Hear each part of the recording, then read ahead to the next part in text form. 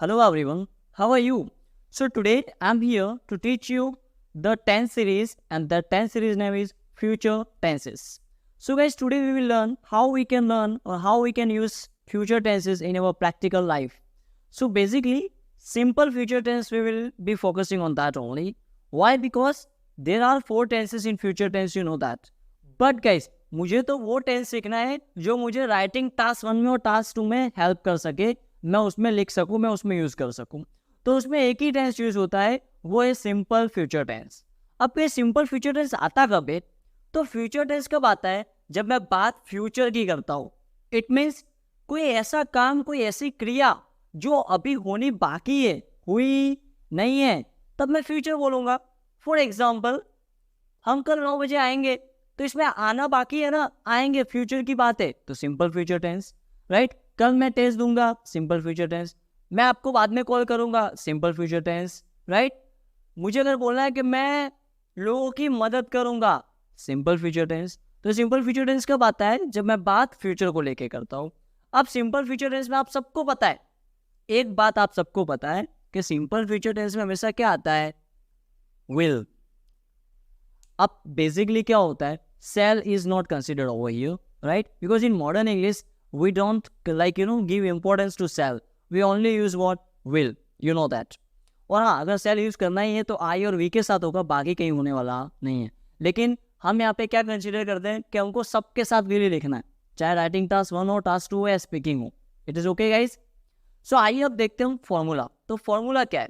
तो guys formula आप सबको पता है. सबसे पहले मुझे क्या ढूंढना होता है? नाउन. सबसे पहले क्या ढूंढना है? नाउन. नाउन का मतलब काम करने वाला इंसान. जो काम करता है वो इंसान भी हो सकता है और कोई नॉन लिविंग थिंग भी हो सकती है. तो नाउन का मतलब जिसके बारे में आप बात कर रहे हो उससे नाउन कहते हैं. अब हम कल 9 बजे आएंगे, इसमें हम किसके बारे में बात कर रहे हैं? हम के बारे में, हमारे बारे में. तो नाउन क्या है? हम. तो सबसे पहले नाउन ढूंढना है. अब नाउन मिलने के बाद आपको डिसाइड करना है कि आपका नाउन सब्जेक्ट बनता है या ऑब्जेक्ट. राइट? अब सब्जेक्ट कैसे पता चलेगा? तो जो नाउन वर्किंग नाउन हो, क्या? वर्किंग नाउन, खुद काम करता हो, वो सब्जेक्ट होगा. और जो नाउन नॉन वर्किंग हो, मतलब खुद काम करता नहीं है, तो क्या होगा? वो ऑब्जेक्ट. राइट? अब रूल बहुत सिंपल है. जैसा आप पढ़ते आए हो ऐसा मैं नहीं पढ़ाने वाला हूँ. रूल मैं आपको बहुत प्रैक्टिकली समझा रहा हूँ. सब्जेक्ट ऑब्जेक्ट लिखा आपने. अब सब्जेक्ट है तो डायरेक्ट क्या बोल दो आप? विल बोल दो. और ऑब्जेक्ट है तो डायरेक्ट क्या बोल दो आप? Will be. राइट? सब्जेक्ट है तो डायरेक्ट विल और ऑब्जेक्ट है तो विल बी. और ऑब्जेक्ट के साथ हमेशा वर्ब का कौन सा फॉर्म आएगा guys? It always takes the third form of the verb. हमेशा आपको वर्ब का थर्ड फॉर्म बोलना है. तो this is our formula guys. Right guys? तो फॉर्मूला आपको याद नहीं करना, फॉर्मूला आपको खुद बनाना है, खुद सीखना है. तो आइए अब हम कुछ सेंटेंस की प्रैक्टिस करके देखते हैं. फर्स्ट सेंटेंस, हम कल 9 बजे आएंगे. इसमें नाउन क्या है गाइस? हम. तो सबसे पहले मैं वी का लिखूंगा, वी आगे हम. अब वी सब्जेक्ट है या ऑब्जेक्ट? तो क्या लिखा है? आएंगे. आने का काम कौन करेगा? हम खुद कर रहे, तो ये होगा वर्किंग नाउन. तो सब्जेक्ट के साथ क्या बोलना है? विल. तो बोल दो वी विल. अब आएंगे मतलब बस जो बचा वो लिख दो. Come at 9 o'clock tomorrow. We will come at 9 o'clock tomorrow. Right guys? So हम कल 9 बजे आएंगे, we will come at 9 o'clock tomorrow. It is done. मतलब पहले सब्जेक्ट लिख दिया, फिर विल आया तो विल लिख दिया, फिर वर्ब, ऑब्जेक्ट एक्सेट्रा जो बचा हो लिख दो. दूसरा है, सर कल होमवर्क हो जाएगा. आपका फेवरेट सेंटेंस है ना? जब आप होमवर्क नहीं करके आते तो क्या बोलते हो? सर कल होमवर्क हो जाएगा.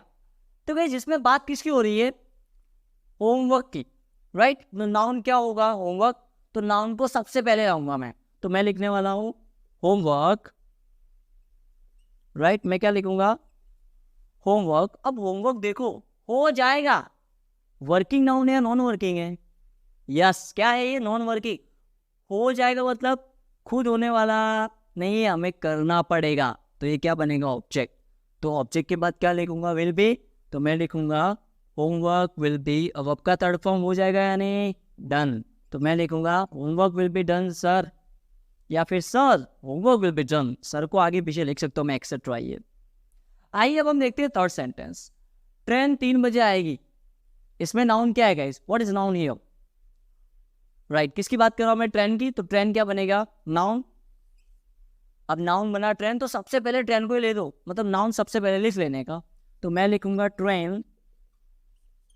अब ट्रेन मुझे नाउन तो मिल गया, अब देखने का सब्जेक्ट है ट्रेन या ऑब्जेक्ट बन रहा है। तो देखने का ट्रेन आएगी। वर्किंग नाउन है नॉन वर्किंग? वर्किंग है। क्यों? आने का काम वो खुद कर रही है। तो ट्रेन वर्किंग है तो सब्जेक्ट के साथ क्या बोलूंगा? विल। तो मैं बोलने वाला हूँ ट्रेन विल आएगी, यानी arrive at 3 o'clock। Right case, मैं क्या बोलूंगा? Train will arrive at 3 o'clock। It is done guys. So guys, ये था सिंपल फ्यूचर टेंस, राइट, जो आपको आइल्स में किस तरह से पढ़ना है मैंने आपको बता दिया।